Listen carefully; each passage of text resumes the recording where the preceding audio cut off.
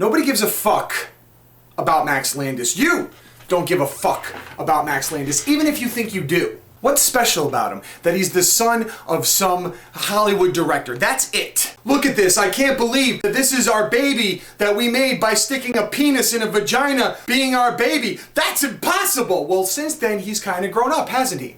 He's gone to school, he's written screenplays and directed movies about superheroes with pathos and problems and interesting superpowers. I mean, it's the most basic form of nepotism possible. Ivan Reitman, director of such movies as Evolution and My Super Ex-Girlfriend, has a son Jason who's a famous director. I mean, they hand this out like it's candy. Penny Marshall. It's easy. No one cares. And this, what's this? What the fuck am I doing with this? Hollywood has struggled for years. For years! For years! For years! With ways to make their children interesting. And they had that meeting of the YouTube executives sitting around a desk, and they realized there's only one way to make something relevant that hasn't been relevant for 20 years. We need to make a video about the death and return of Superman.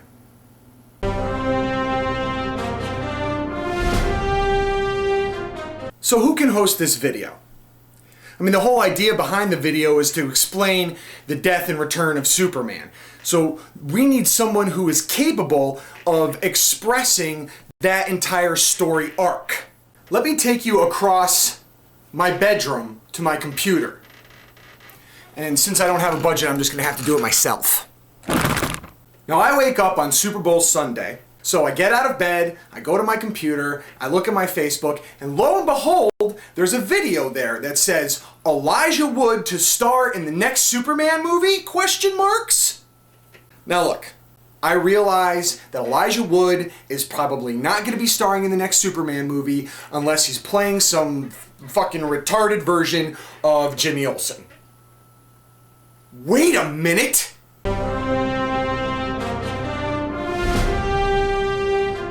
So then, Jimmy Olsen shows up, but wait a minute, it's the kid who played Superboy, but wait a minute, it's the kid who played Iceman in X-Men 2. Well, it turns out that they're actually twin brothers in real life, and they get to play all of these great characters from DC and Marvel while I'm busy waiting tables for a living.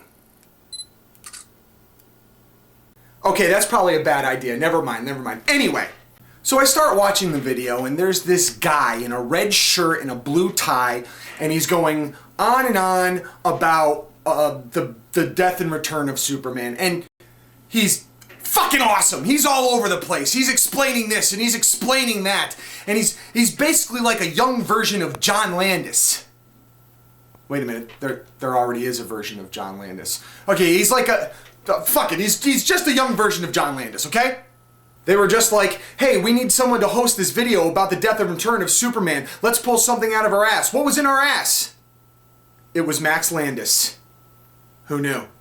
So I'm watching the video and he's going on and on about how Doomsday had left his planet and come to Earth, and the mid-90s Justice League fought him and they sucked, and then Superman shows up and it's like this big duke out, and he talks about frat boys, and then finally Superman dies, and that's it. It's halfway through the video. Just as a little side thing, the reason why I was able to read The Death and Return of Superman is because I got a job at a bookstore and they lent me the book, so I was able to read it.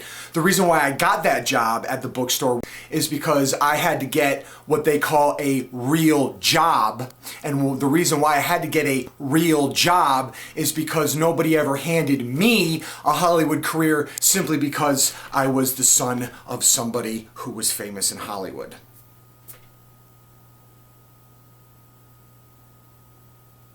Okay, so we get to the halfway point of the video and Superman is dead.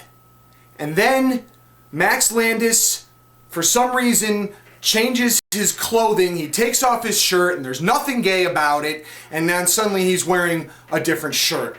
And as a matter of fact, I gotta tell you, my shirt's kind of chafing me. I think I'm gonna change my shirt right now. You know what? These pants are chafing me too. think I'll change those too. Yeah. Death and Return of Superman. Oh, Superman. Oh, God, Superman. Oh, Superman.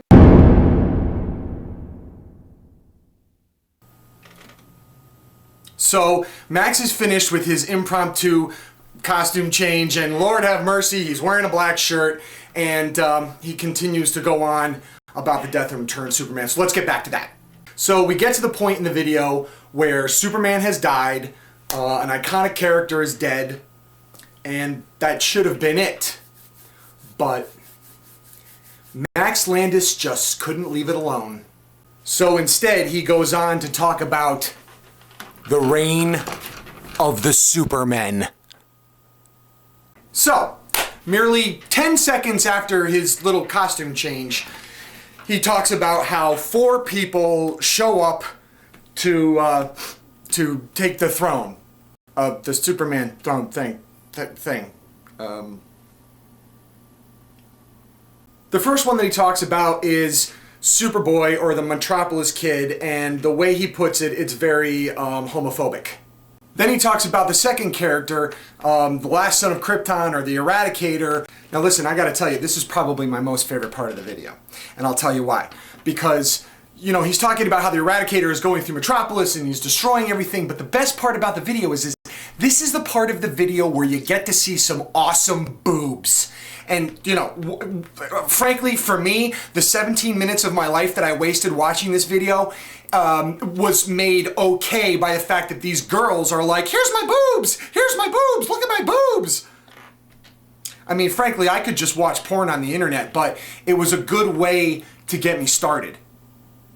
The next guy he talks about is Steel, or John Henry Irons, and it's the second of only 2 black guys in the entire video, and I was like, I'm racist. So now we're on to the 4th Superman. And Elijah Wood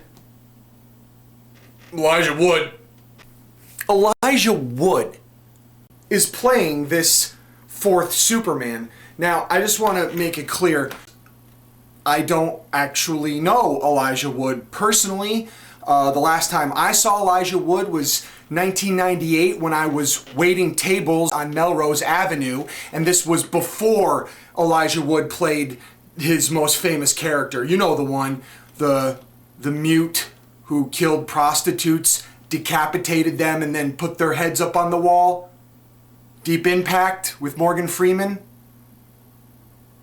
and Robert Duvall. So I'm watching the video and I'm like, oh my God, it's the kid from Rudy. He's in this? That's freaking awesome.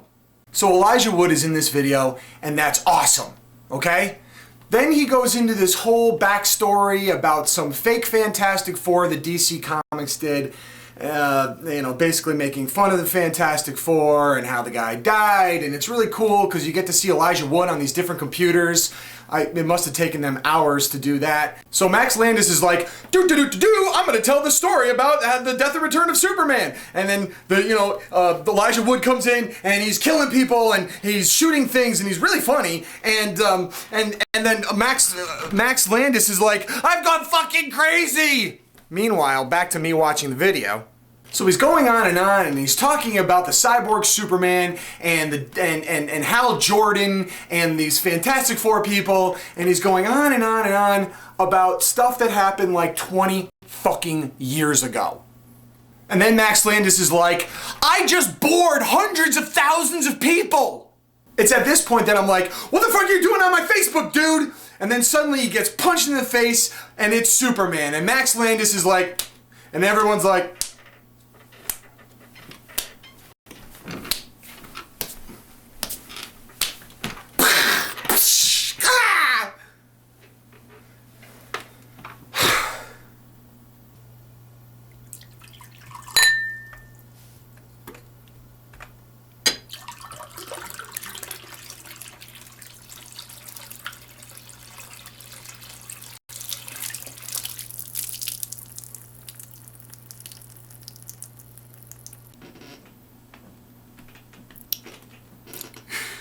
the video's not over?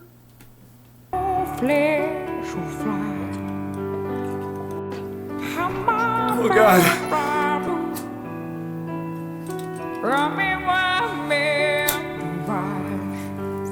When I'm dropping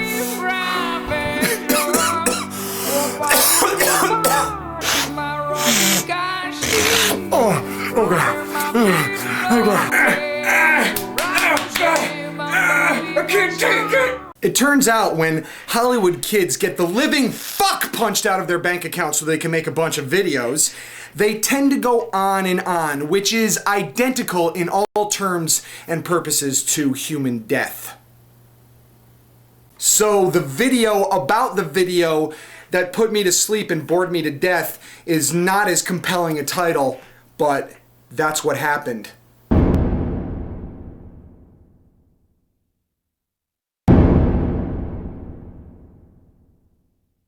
So then he calls Lois Lane a slut and says that the story arc of the death and return of Superman ends with a whimper, which is really funny if you've seen this video and how it ends. I think that's really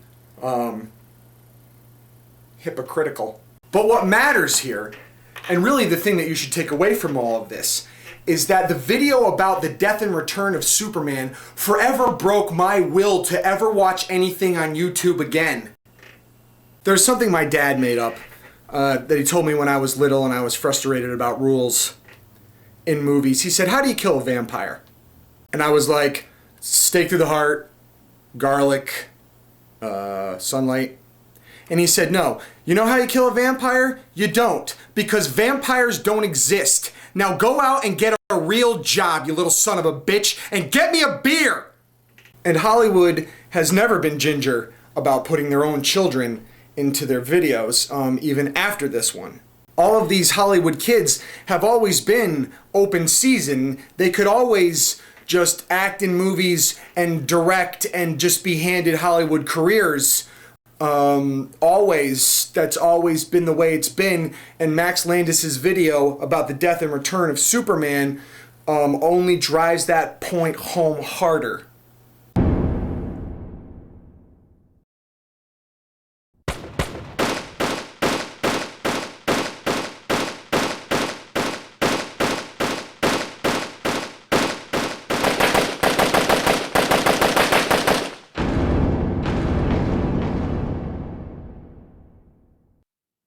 The video about the death and return of Superman didn't kill video, but video did kill the radio star.